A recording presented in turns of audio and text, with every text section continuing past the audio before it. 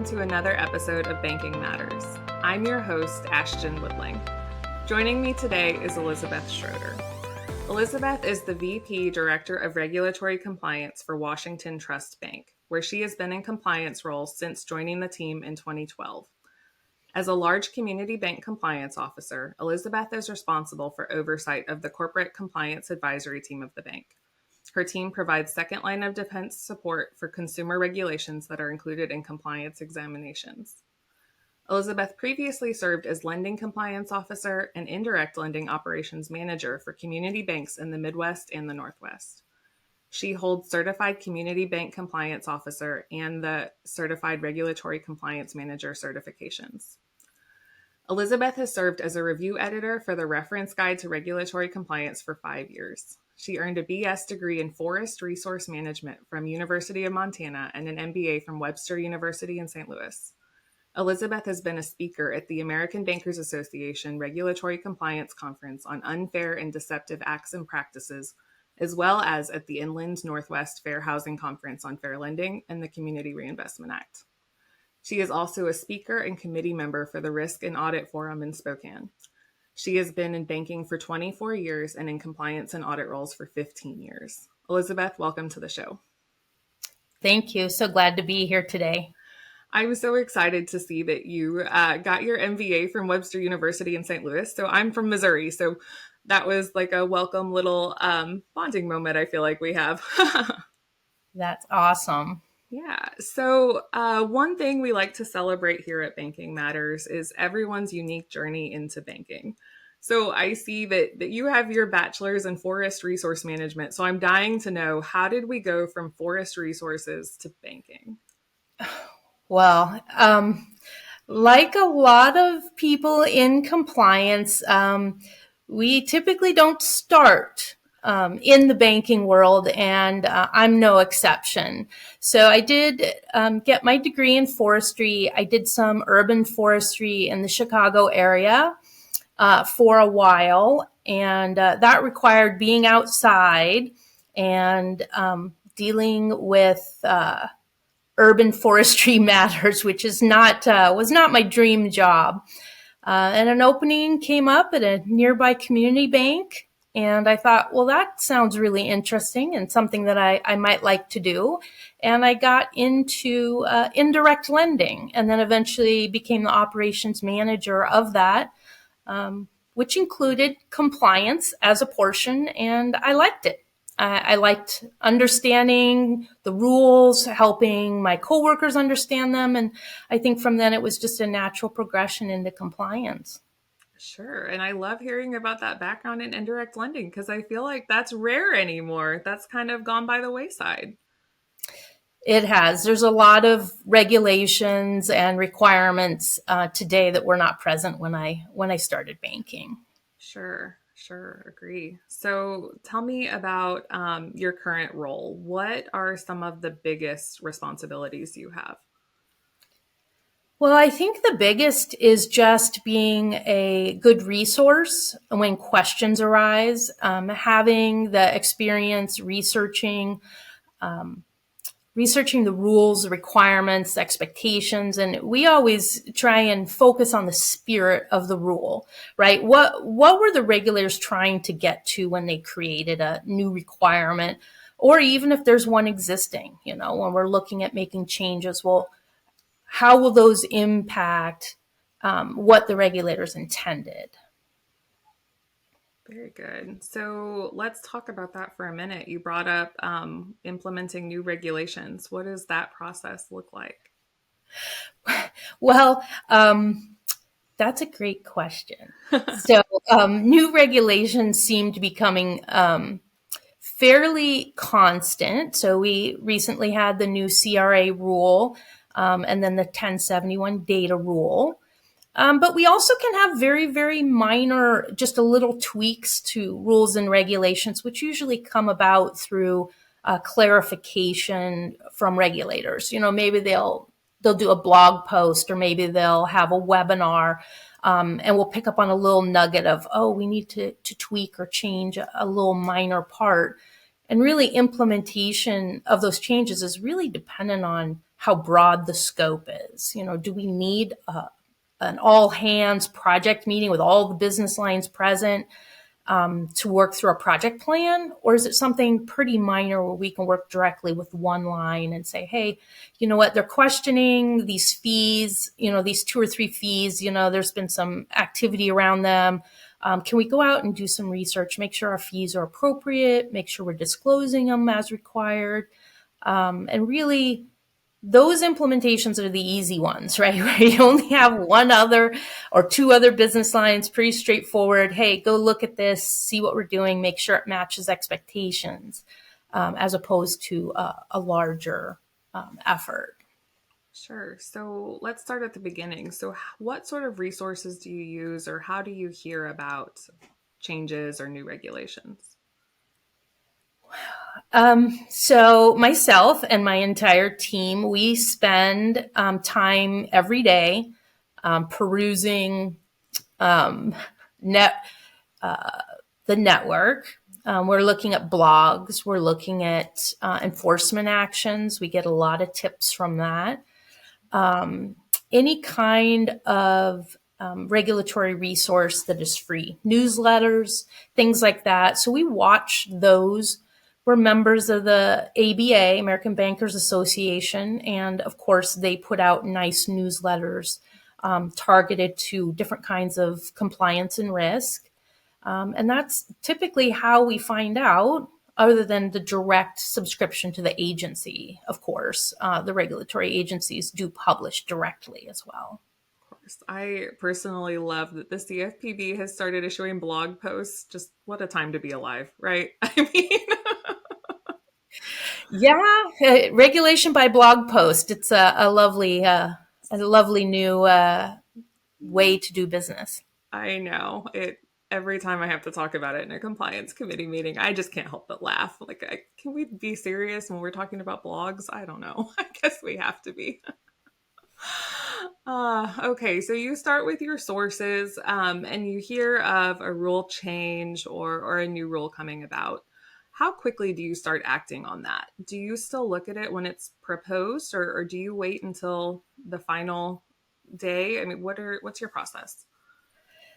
Well, my experience, the more you know, the better off you are. So if we start hearing rumblings, chatter in the industry, blog posts and things, we start talking about it with our banking partners, with the business lines. Hey, they're really looking at fees today. They're focused really on these types and whether they might be excessive or not tied to how much it costs to perform the task. So I find it's way easier to implement a rule if your employees knew it was coming.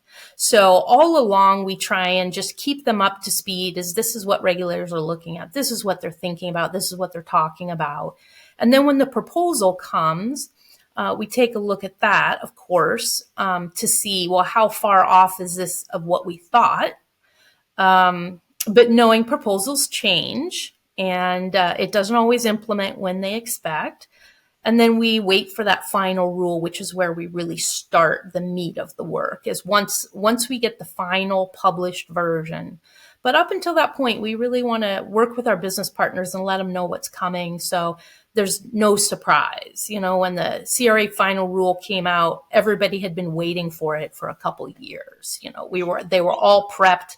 Nobody knew exactly what was going to be there, but they knew it was coming. They knew we would have this project. And to me, it's so much easier if your banking partners really can feel like, oh yeah, I already knew that. It makes them feel empowered themselves, and it's not something being done to them as much as, hey, I knew this was coming and I'm prepared and ready for it. Yeah. So it sounds like you have a great relationship with your business partners. Well, I like to think so. Um, you know, Being in compliance, sometimes we are a little bit perceived as the cops, but really, my goal and my feeling is that we're there to help put into simple language what the regulators expect so we can meet those expectations. We're not going to go over the top and do, 200% of what's expected, but our goal is to help the business lines understand what it is that the regulators are really looking for, what they want us to do, and to help our business partners get there. Wholeheartedly agree. Do you have any tried and true methods that have worked for you in kind of developing that relationship over time? Because I noticed that that's a real struggle in some of our banks. Because, like you say, there's this misconception that compliance is here to say no. What methods have you used to overcome that and get this great relationship that you have now? Well, I think just being open and reaching out. So we do a lot of just, calling people, hey, how's it going? How are things working? There's this thing that's coming, but really having those relationships outside of formal compliance meetings, being really interested in compliance is something that there's a few of us that are like that. We just love compliance, but really trying to put yourself in their shoes, right? So what they want to know is what does it matter to me? How is this going to impact me? And to me, that's really the key in communicating with them and getting them to be the partner, is to say, hey, executive at your level, you want to know, how many staff members do we need? Is this going to slow down our processes? Is it going to make it harder to offer this particular product? That's a completely different conversation than the back room, who are going to be working with their vendors, trying to make sure that the systems are working as designed, that the notices are generating right, and really just putting yourself in their shoes, as if you were, okay, if I were an executive, what do I want to know? And then making those relationships. Yeah, yeah. So basically, understanding your audience, right, and knowing that you've got the message Absolutely. tailored. I love that. Perfect. So you've built your relationships and you get a new rule or an update, and maybe 1071 or CRA are great examples. How do you go about determining when the rule comes, which business lines will be affected, and then which message you need to deliver? Well, we created a process years ago that's evolved somewhat, but what we use today is it's a document called the Compliance Regulatory Impact Analysis. Super exciting name. We call them a CRIA for short. But what we do with this form is we, in our advisory role, we fill out the form with what's the rule, who's the agency, who are the business lines we think are going to be impacted, little summary, attach the rule, and then we publish this on SharePoint. And then inside SharePoint, it goes to our business unit compliance team. And whoever's the lead at that time would pick that up and then determine from what we initially thought who they think the business line compliance officers are that are impacted, and then assign out tasks. For the bigger regulations, really, it's like, hey, it was finalized. Here's your notice that it was finalized. And then we go to work immediately with a project management team. Hey, here, it's been published.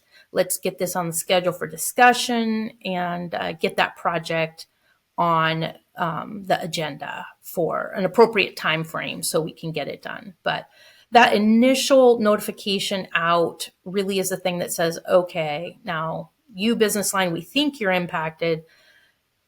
If we miss someone, often the business line compliance officers will go, wait a second, we also have to get in loan servicing. They need to be pulled into this conversation because they're going to have a key role.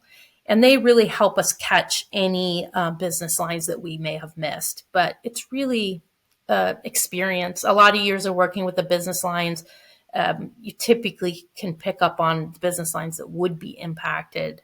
Not always, but we can get most of the way there, and then the business line compliance officers help us get the rest of the way. Are the business line compliance officers in the compliance department, or do they live in the business units? They live in the business unit. So this was a change we made a couple years ago. So they live in the business line. They report to a centralized manager and really partner with the business line, ensure they understand the processes, the procedures, and then they work with us for SME knowledge and, the additional resources to research and help develop processes.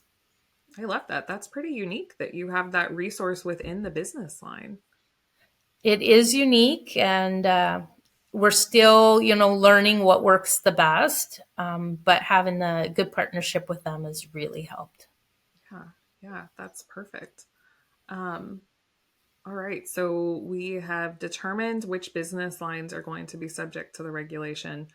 Um, what sort of guidance then or training does your team do, or how do you determine what that should look like for actually complying with a new rule?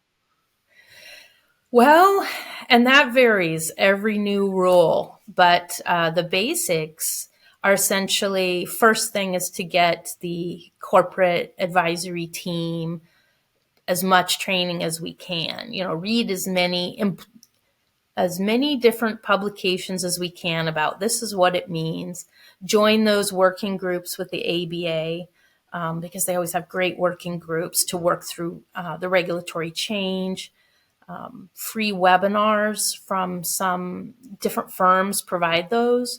So we try and get our hands on as much of the resources as possible that doesn't add cost or burden to the institution. And then we start looking for training that's ready for our employees, right? So, there might be 5 webinars coming up. Let's go find the one that's going to help get them where they need to be based on their role.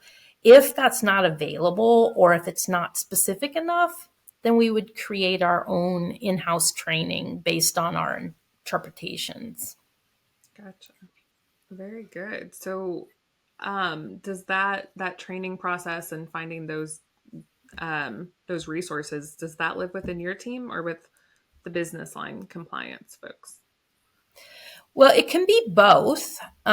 So we will source it typically upon their request. So if the business line compliance officer already has identified a resource and a great program for training, then we will just attend it with them.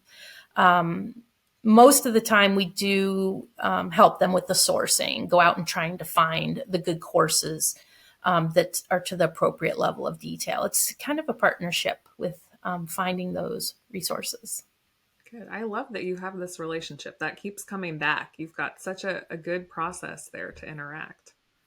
That's awesome. It's really key for compliance that we're doing it hand in hand, so that we're all going the same direction. It helps remove any challenges with understanding, because a lot of it's truly the communication, right? Mm-hmm. So we try hard to stay in lockstep so that we're giving one voice to the rest of the bank. They're hearing one opinion, one thought, one process, and not disparate from different channels or different people they talk to. Perfect. So you have identified the folks that are going to be subject to a change. You've trained them. The change comes about. Tell me about what happens after. Do you go in and do any kind of testing to see that it went great? Yes, and that's a piece that is often people don't spend enough time on it. They'll do the implementation, with all the plans. We think it's going to be awesome. We're going to be fully compliant. And then what we have found is that we thought, this will work good in this process, or it'll work good in this team. And then we come to the implementation, go down the road a little bit. Usually we go 30, 60 days, Mm-hmm. and then do that look. Hey, how's it going? Is it working? And not being afraid to say, you know what? We created this checklist and this process, and it's just not working. So let's shift gears now and see about maybe we can automate this process, or maybe there needs to be a review at a different level. Really not being afraid to say, what we thought would work doesn't. And so let's shift to something that does, so we can get a high quality of compliance. Until you implement it and then go back and do your testing, you don't know how it's going to work. You can guess based on your experience, but We find doing that look back 30, 60 days after implementation is enough time for it to age a little bit, but not so far that if there's an issue, you can't catch it and correct it going forward. Perfect. So you maintain sort of a level of humility, right? And be willing to say that, oops, there was a better answer. Yeah, I think that's key across all of compliance is really just being willing to say, hey, you know what? I thought I had the right answer. It wasn't right. Let's shift. Hey, I thought this control would work. It's not working like we wanted it to. Let's shift. And really just being able to have that conversation about, do we need to make some changes to make this work better for the whole institution? Yeah. Yeah. That's a great overall philosophy. I love that. So tell me, Elizabeth, if you could share one piece of advice with our listeners, and it can be about regulatory change management or anything else that you think is key to compliance folks or just bankers in the industry today, what would you say? Whew, that's a good question. I would say when it comes to compliance, because that's my bread and butter, what I'd say is that just remember that all the employees want to do the job right every day, right? They want to go in, they want to do it right, they want to be successful, and to try and always keep that in mind. They're not making mistakes on purpose. Right? They want to be successful and they want to do it well. So just always keeping that in mind, that when errors occur, it's an error. We fix it, we move on, and not try and really focus too much on, the reasoning. Really, it's just an error. Let's just fix it and go forward. Perfect. I love it. Yeah. So don't play the blame game. No blame game.